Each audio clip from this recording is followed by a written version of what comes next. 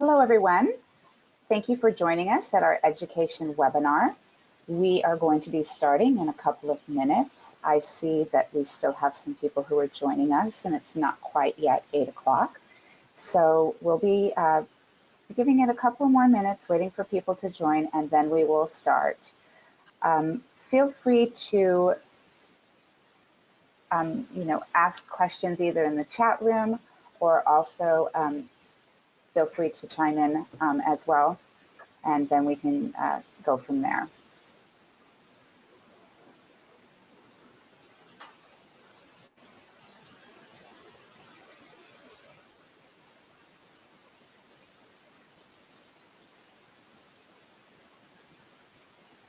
Again, welcome to our webinar, and we will be just starting in a couple of probably 30 seconds, 40 seconds or so, but I still see that some people are joining us, so we'll be starting in just a little bit.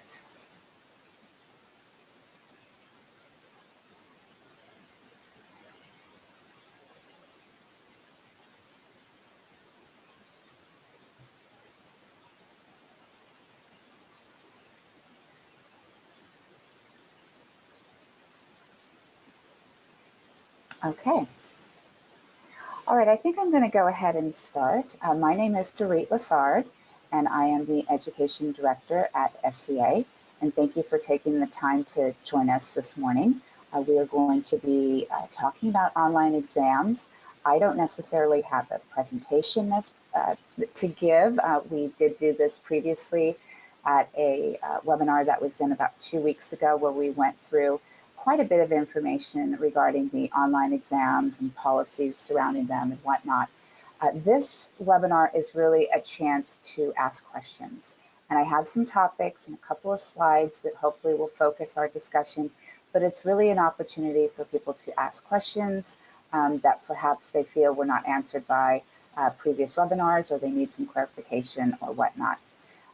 So that is really our purpose as we host this webinar, and I hope to have a good dialogue with everyone. And please feel free to ask any and every question.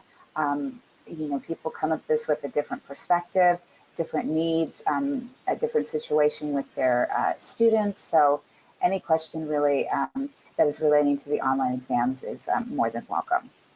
So, Sarah, could we go to the first slide?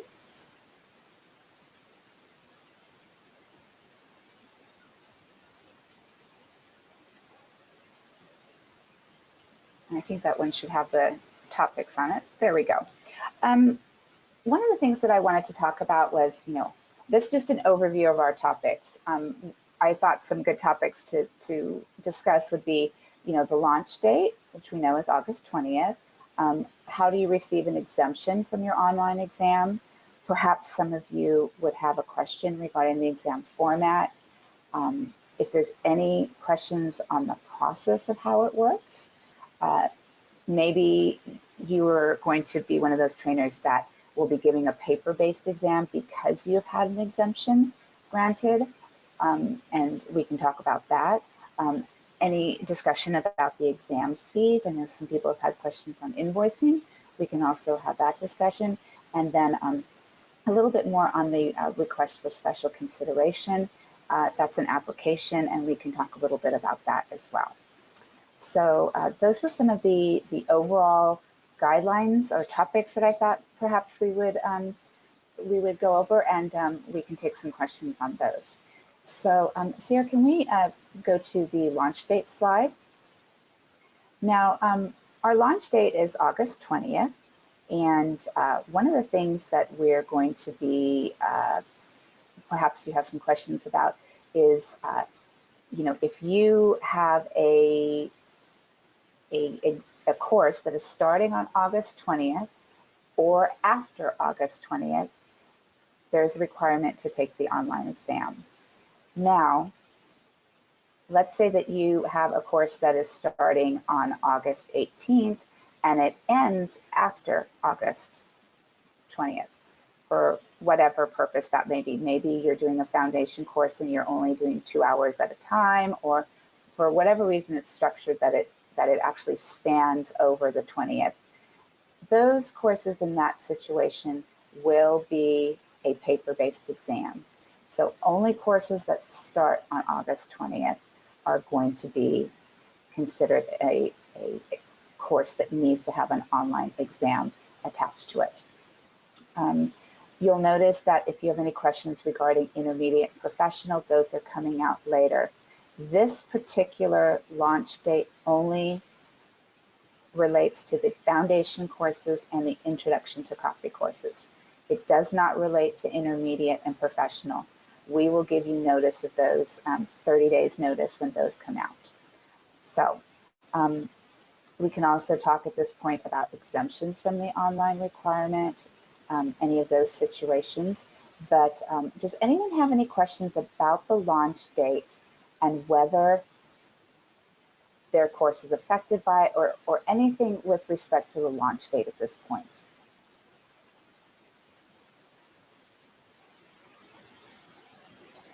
No? I'm not seeing anything in the chat, so. We do have just one. Okay.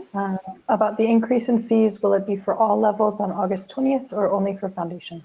That's a great question, and it will only be for foundation. So we will let you know when the fees will be affecting intermediate and professional, but you are correct, it is only for foundation as of August 20th.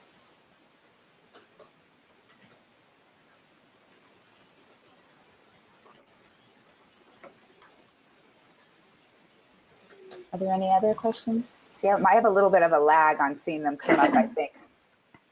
That looks like that's it for this section. Okay. All right, let's talk a little bit about exemptions from the online exam requirement. So we have our exams are translated into 13 different languages. When we go live on August 20th, what I will be doing on August 19th is going through all of the courses that we have on our calendar.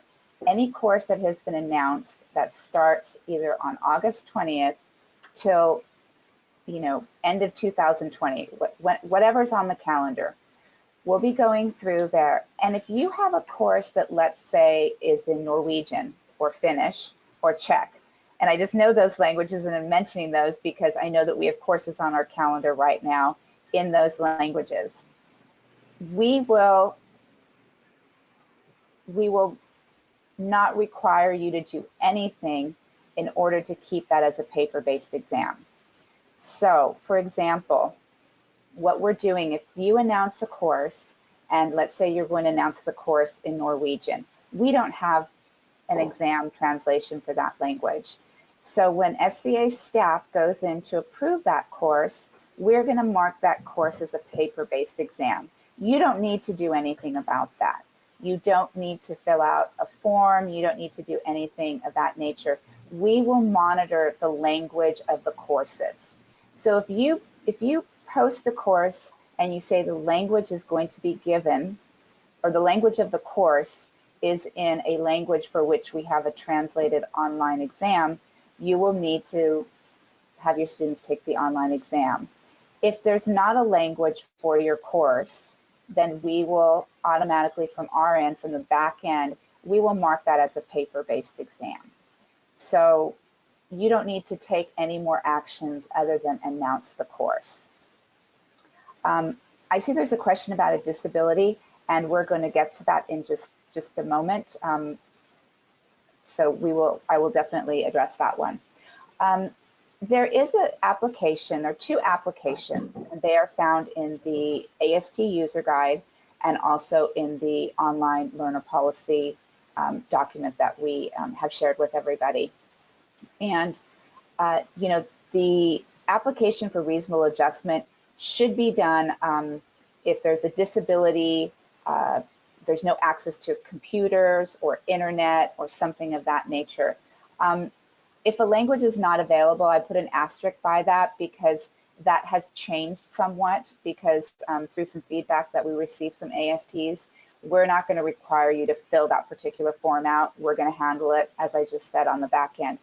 But let's say, there's a disability, a computer access, internet access issue, those sorts of things. filling the form out, obviously within the time frame that we have set out would be a good thing to do. We have a person on staff who all they are doing is really monitoring these applications that come in and making the adjustments in the system as they need to. The question that we have here is, what if a student has a learning disability and doesn't let us know to the last second? Will there be a way to request paper exams? Yes, we know this is going to happen.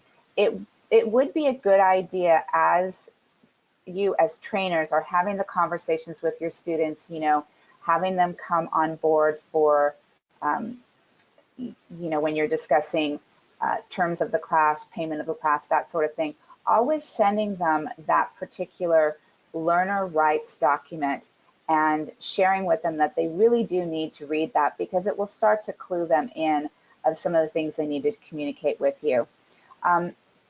If you have this situation, I would suggest filling out the application and also sending us a email at exams@sca.coffee. We are very closely trying to monitor that email. I monitor that email myself as well as 2 other people, so that we're responding to these requests as quickly as possible. We do realize that this is a little bit of a learning curve for everyone as we're working through this. So my suggestion would be just alerting us as quickly as possible to that, and then we'll get you the paper-based exams as need be. So, there is some flexibility in just dealing with kind of the human nature of our students, and, people not always letting us know as quickly as possible. But we would like to keep to those timelines that we have out there, because it creates an ability to not always have emergencies. So, but those are the ways to get an exemption from the online exam requirement. Now, we've had people email us at exams at sca.coffee, with questions about, well, how do I deal with some of these things? I have a unique situation. And that's what we're here for, is to help you work through those situations. So, that's kind of what we're trying to do at this point in time. So let us know how we can help you, or what situations you're coming out with. We'll try to find a solution for them. And I see we have another question. How about bilingual courses? At the moment, we can only select one language. If I'm teaching in English and translate it into Vietnamese, how do I go about requesting an exemption? So if you are going to teach in English and the exam is going to be in Vietnamese, then you'll need to fill out the form for the reasonable adjustment, and we will craft a solution for how you want to deal with this. Whether it's, we have had some people who would like the new paper-based, the version 2 paper-based exams, and they would like to translate it into their language, of which we don't, because we don't have the translation, and that's fine. We'll work out to figure out what that solution is. But really, the very first part is, please fill out that form. It goes directly to me. It doesn't go into a black hole. It comes to me and to 2 other people on staff, and we monitor those forms. And then, of course, if you also want to give us a heads up through the email, send us an email at exams@sca.coffee. We're monitoring that as well. So that is the best way to keep things moving ahead. I know some people have kind of reached out to maybe specific people on staff, or they have sent in communication to education@sca.coffee. I'm not saying you can't do that, but you'll get a quicker response if you follow the outlined procedure, because then the people who really can answer your questions, you're sending it directly to us. So we have another question. It is the trainer who must provide the policies and student rights to students. Yes, it is the trainer that must do that. I would say that you can either email that to the student when they register for your course. That's how I would do it. Some people might like to go over that during the first couple moments of class, because there are some issues like, what if I would like to appeal my score? Or what if I for some reason can't take the exam the online exam within 21 days. What happens then? There's some information about what if I don't pass my practical. These sorts of things, we're really trying to get to that point where all trainers are giving out the same information to the students about those questions of what if this happens? You know, how do I deal with this? So we're just trying to give the trainers a little bit more of, you know, some documentation, some work products, some, you know, tangible things that you can hand to the learners, and all learners are receiving the same thing. So I think that should be helpful. Let me just see if I answered that completely. Okay, our next question is, an online exam can be filled out by smartphones, question mark, tablets, question mark. They do work on smartphones and tablets, not as well as they work on a computer and as a laptop or a desktop or something of that nature. And the reason why is because it's not that you won't necessarily see the exam. There are some features of the exam template, kind of the thing that the question sits in, that you won't necessarily be accessing if you're looking at this from a phone or a tablet. Tablets do better than phones, and so I would really suggest that if you can, doing this on the computer, laptop, desktop, maybe a tablet as well, but I wouldn't suggest it as much with a phone. I think there's going to be some functionality that you might miss with that. So let me see. I think that we answered that one. That was a good question. Okay. The next question is, I often run foundation and intermediate courses back to back as I have students flying in from different countries. How do I handle exams for this, as intermediate exams are not yet available online? Well, I'm assuming that you are announcing the foundation course and then you're announcing the intermediate course. And when you, even though they're back to back, that's fine. You actually have a course number for the foundation and you have a course number for intermediate. And so you will treat the intermediate course just as you always have. Nothing is changing from that. The foundation course, when you log in to, you know, put whether a student has passed or failed the practical, you will just follow through those steps for the foundation. So those two courses are really, even though they may be back to back, they are treated very separately within our system. And so you should be able to treat them separately as well in terms of how you communicate back into the system. So if you do have some problems with that, please reach out to myself through exams at sea.coffee, and we'll be happy to troubleshoot any problems you have with it. So, okay. I think we've covered this slide. And of course, if you have a question about it as we're moving on, you know, feel free to ask that as well. But I'm going to move to the next slide. I'm trying to quite remember what's on my next slide here. As we get to that, exam details. This is just in case you need a refresher on this. You know, each exam is timed. There are 2 minutes to read the questions, a minute per each question.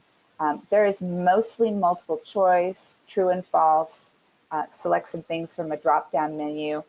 We do have images as well in some of the exams. This is why the exam might not work as well on a smartphone, because we do have images and you're scrolling, looking at the image and trying to look at the answer choices. It can get a little bit overwhelming, I think, and not really the best test-taking experience.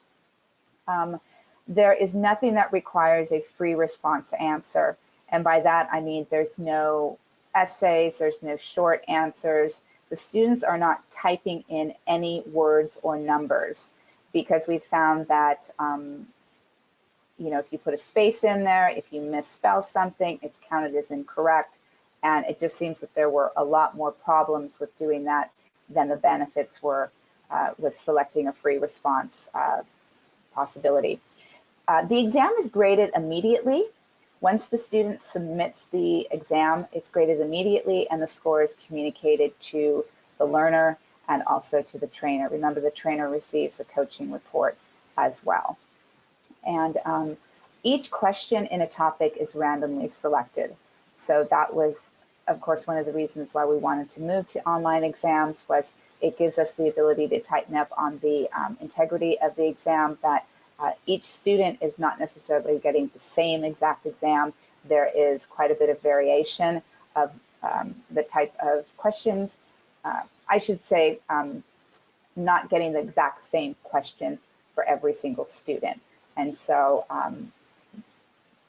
we will definitely be working with that. So if there are any questions regarding this particular topic, okay, we have one. Questions about failings exams. What should we do? What should we, oh, let me just move up here. I lost my question. What should we do if a student does not pass the online exam within 21 days? This is a good question. Remember, the student has 2 attempts at an exam within 21 days. So they can take the exam once, they didn't pass it. Let's say they've got 10 more days left on the 21 days. They can take it again. Maybe they want to study a little bit and then take it again. That's fine. Now, because it's randomly selected, they're going to have different questions and whatnot. The coaching report will tell them how they do in each topic, so they can maybe focus their studying as they come to take this a second time. Let's say that they fail both of them. What we are suggesting to students in the learner policies document is that they come back to the trainer and you have a discussion with them. Perhaps they need to take this course again. Perhaps they need to study. What do they need to do? Because now they've taken it twice. And if they can't really pass it within 2 attempts, either perhaps they weren't paying attention in class, perhaps a topic wasn't covered as closely, perhaps they just need to have a little bit more help on a particular area. But at that point in time, they will not get any more attempts at the exam unless there is a reason, like if for example, their computer cut out, they have maybe a job change, maybe they've been on holiday, maybe they're in bereavement. If they can't take that exam within 21 days, they need to fill out the application for special consideration.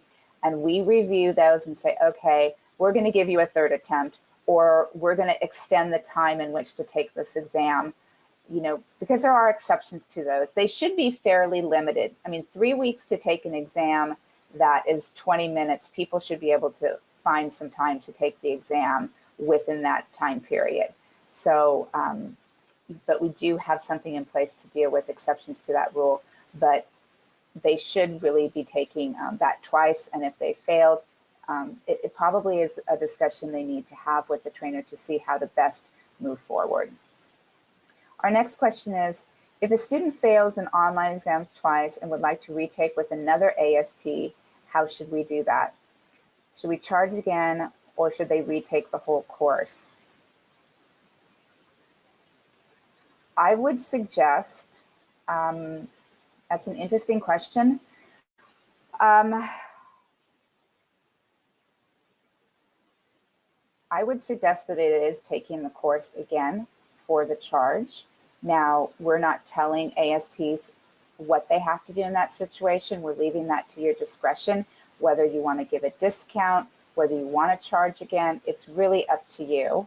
But as an educator, I think that the student should take the AST course, or I'm sorry, they should take that course again for which they have not passed. If you were in a university or schooling situation, if you don't pass your final exam for a course, you have to take it again, because clearly you didn't understand the material.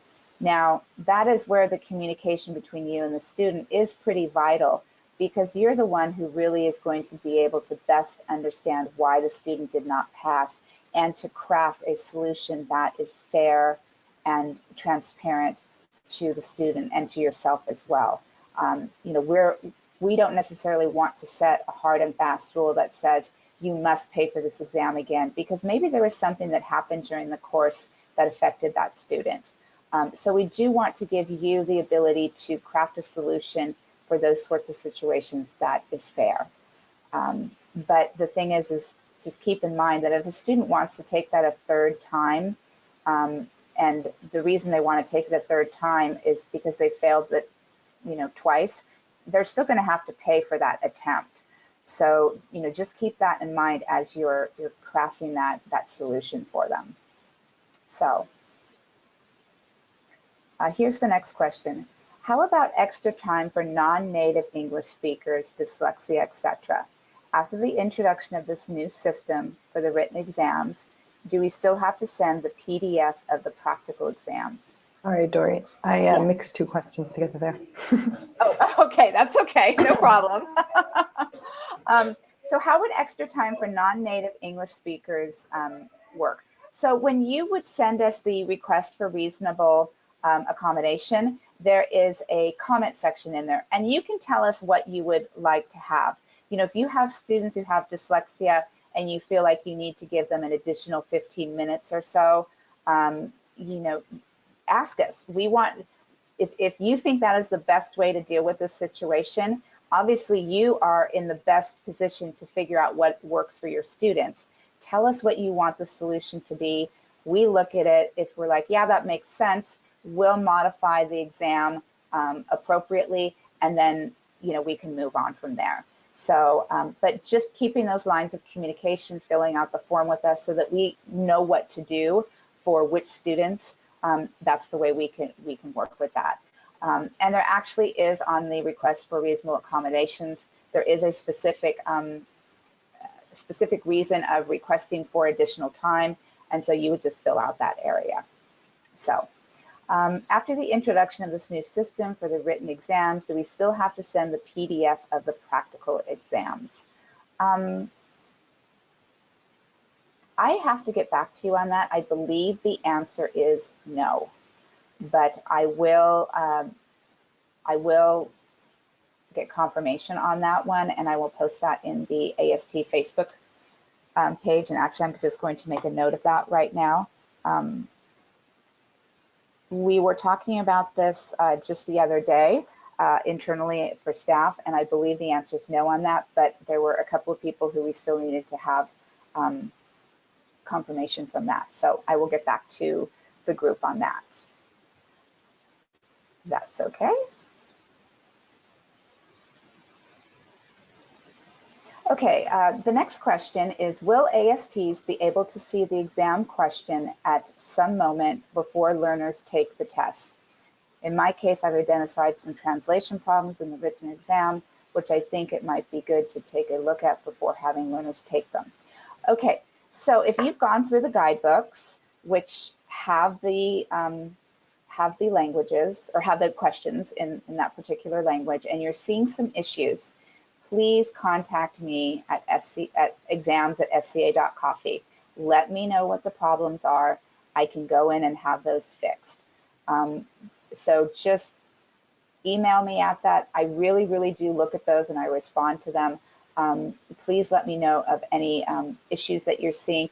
Also, translation is a very, very difficult task to do.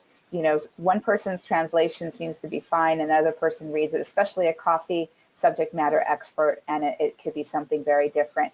We did engage with a very good translation company, but we do have a very unique vocabulary. And I suspect that as we go through the foundation exams, we are going to find, it's not perfect. I think it's better than it's been in previous times. And we are really trying to have things get to a certain level of quality as we move forward with our translations.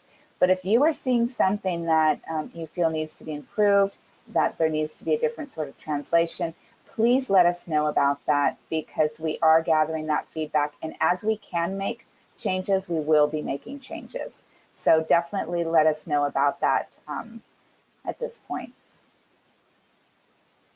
Is it possible to get access to the questions? Yes, the questions are located in the guidebooks. So if you want to see those, now I'm sorry that I do realize for some of, I'm not particularly sure which language some of you are asking those questions for, but what you'll notice is that we have 14 languages that we've translated, and we only have 7 languages for guidebooks. And part of the reason for that is some of it is quite frankly a little bit of cost and a little bit of time to put these guidebooks together. We went with the 7 languages, and hopefully by the end of the year we will have all the other languages for guidebooks as well. But it is it's quite a tremendous undertaking to put together those guidebooks and then to get them translated also. But all of those guidebooks have the languages in them. I'm sorry, have the questions in them. You just need to, I think, go to section 4, and you'll see the topic, the objective, and then you will see the online question that relates to that particular topic. So if you have a topic on water quality, let's say, how does water quality affect your brew? If that's your topic, you will see 4 questions there, maybe 3, it depends on how many the creators put together. And remember, your student can get any one of those 3 or 4 questions, depending how many are there, because that's your pool of questions. So you are seeing the entire pool of questions for all of the exams. So just keep that in mind. But that's a great question. Yes, we do want you looking at those guidebooks as you're putting together your materials and your presentations. Okay, let's move to the next slide.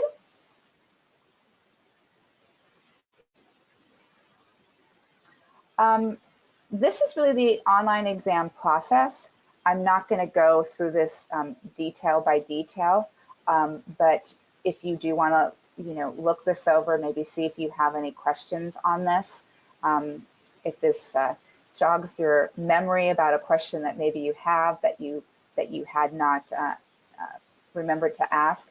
I will say the questions that we get the most at our email address is, will the learner receive the email invitation immediately? Can they immediately take the exam? Yes, they can immediately take the exam.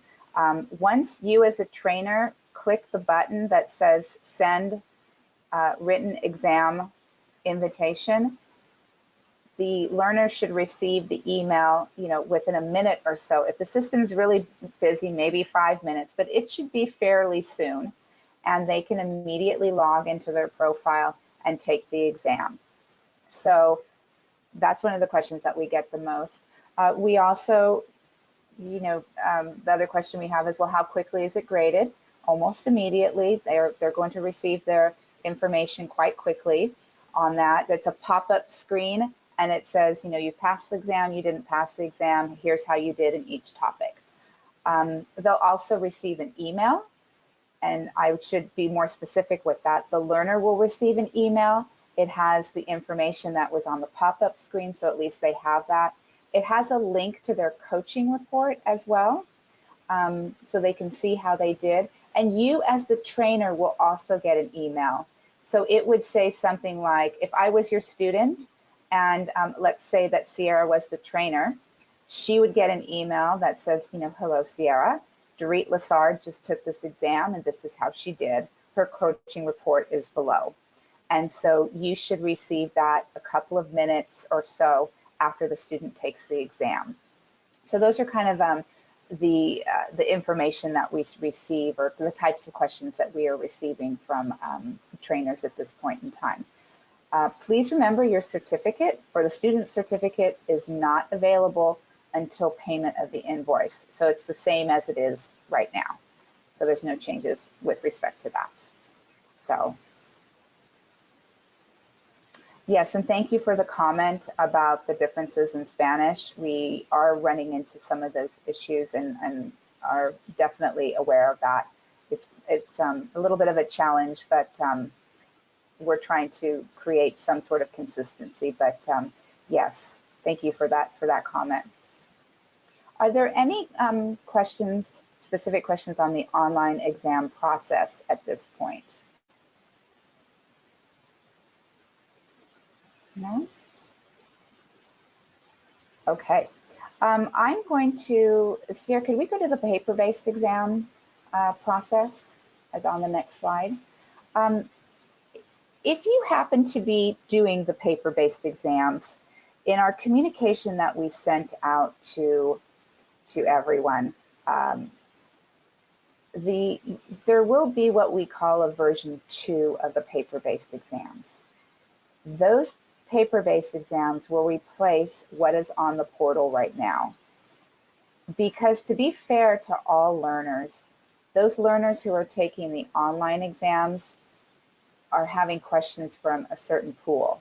What we did as CA staff is we went in and created paper-based exams from the online exam pool of questions. So if a student taking a brewing foundation exam online is going to be presented 2 questions on water quality, a student who takes the version 2 paper-based exam is also going to get 2 questions on water quality. So that's why there's a version 2, is we made sure that those are really the same. They're not obviously the same exam, but they're based on the same set of questions. And so there should be fairness and reliability in those. The translation will be the same as well. So whatever the translation is for the online exam, we're pulling it out of our online exam platform and we're using it for this particular exam. So on August 20th, what we will have available are all of the, we will have 7 languages, that includes English, and we will have those available on the portal. So they will be replacing what we have now in the I guess what's version 1, but this will now be version 2. So I just wanted to let everybody know about that. Now, because this is not the online exam situation, this is something different. When you are done with your paper-based exam, you need to come and let us know whether the student passed or not, right? So in that situation, we would like you to fill out a form and let us know how the student did. And then we at SCA will take care of getting that information back into the system. So, the way to communicate to us in terms of the written score is to use this particular, it's the paper-based exam results form, and that is located in the AST user guide and also in the learner policies document, and that is how you will give us back the scores. So just to let you know about that. Let's see if I have any other questions here. Okay, I've got one. Why practical exams can't be passed by part and retakes per part and doing written exam before practical retake? Is this due to software or is there a thought behind it? Let me address the practical exams question first. Let's say that you have a particular student who didn't pass part 1 and there's 3 parts in a practical exam. If you feel that they just need to retake that section, you as the examiner can have that discretion to do that. You can make that decision. I know that, like for green coffee, to do some of those exams and set them all up again and redo that can be quite time consuming and can be quite difficult. Obviously, the goal at the end of the day is that this student is competent in the skills that we are testing for in this particular practical exam. So if that can be done by retesting on a section, that's up to your discretion and that you can do. You don't necessarily have to have them reset for the entire practical exam. So, we're leaving that up to the discretion of the trainer on how they want to deal with that. Now, the other issue here that was requested, and the comment about the written exam before the practical retake, there was, we needed to have a way to determine who could really have access to the written exam. And one of the ways we did that and the way the software is set up that we work with is the thought is that you first have to pass that practical exam and then take the written exam, especially if you've got 21 days to take that. The way the software was put together, it wasn't quite having the ability to do that in a way that worked with that 21-day time frame. So it was more of a software-based situation than anything else. So, you know, in a perfect world, we would have done things a little bit differently, but we weren't able to develop this program necessarily from scratch from the very beginning. We had other situations where we had a platform or a system with a calendar and everything else that we already had to deal with. So to answer your question, that is the reason why it was set up the way it was. So.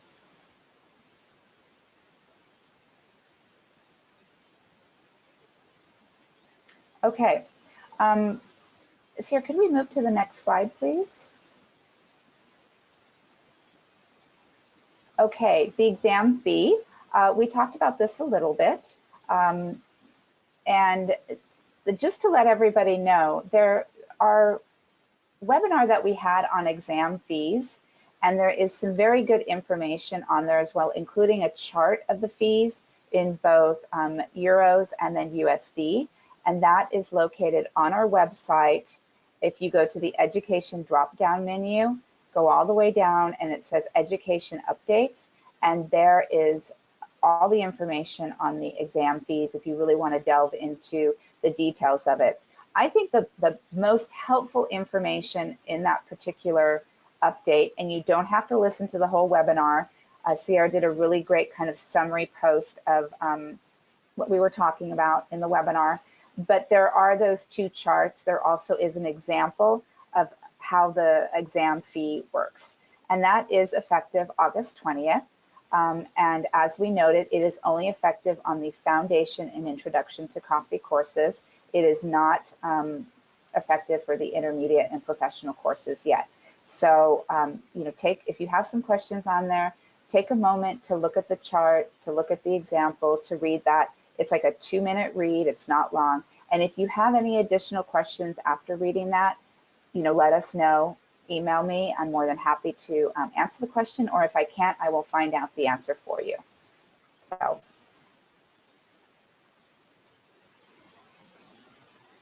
Any other questions? No? And Sierra, I'm not sure what I have on that next slide again. Could you go to that? We did talk about this, the request for special consideration.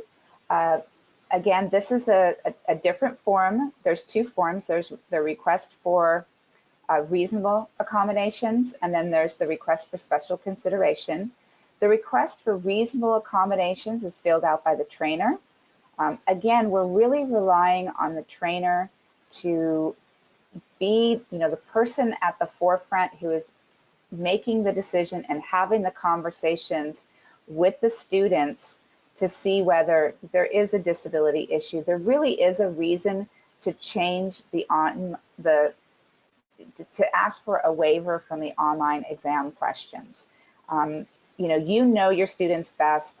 You can probably be the ones to best decide what is a valid reason and maybe what is not, and to encourage people to move in the right direction. And then, of course, when you feel like, nope, I think this really does rise to a point where I need to request a reasonable accommodation, then reaching out to us. But we're really depending on your judgment and you know, the expertise that you have with your students to make those decisions and to have those conversations about things. The request for special consideration is something that's filled out by the learner. We don't want them going back to you and saying, I missed my 21-day window, can you fix it? Because you can't. You're basically gonna email us and say, hey, this student has an issue. And then you've gotten in the middle of this. For this sort of situation, you know, if someone cannot take their exams within 21 days, they need to contact us and talk to us about why they weren't able to do that. And we will have that conversation with them and try to find a solution for them. If they want to appeal the written exam, perhaps they're sensing that it wasn't a fair exam, or something happened to their internet connection, or they feel like this wasn't covered in the class, or whatever it might be, the basis upon which they want to make an appeal, they can do that. But we'll first take that in, look at it, and if we feel like this is something that rises to the point of maybe an appeal being granted, we reach out to you, have a conversation, figure out what we need to do, and then arrive at a solution and a determination of what we want to do with the appeal. And that is really what we are using that particular form for. So one is filled out by the trainer, the other one is filled out by the learner. So we try to divide those a little bit along lines of who could handle what.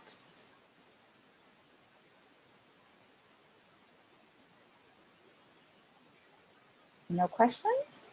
Okay. All right. That is all of the topics that I thought were useful in covering and providing questions and answers for a moment of dialogue about that. If you do have another question, something else that comes up, please email us. Like I said, I really do respond to those. I monitor it personally. I want to make sure that everyone's feeling as comfortable as they can with this transition. There's nothing with taking online exams that we can't fix. There might be some problems as we run through this process. It's new for everybody. We're going to refine it, I'm sure, based upon feedback that we have been receiving. But let us know about ways that we can address your questions, figure out, where to move forward with that. And we're happy to help in that way. So we appreciate your patience in putting these together. It has been a larger undertaking than we had anticipated in some ways, but it is a huge task when you look at the, not just foundations and introduction to coffee, but 14 languages for each of those, and getting those all in a condition that feels fair and reliable to all the students. So thank you for your time and your collaboration on this. We have appreciated. And like I said, any questions, just email me and we'll get back to you. And I think that's it, Sierra. Thank you everyone for joining. Just wanted to let you know that we will also have this webinar available on YouTube after this, on the education channel of the SCA YouTube. And you'll also all be receiving it in a mailing shortly.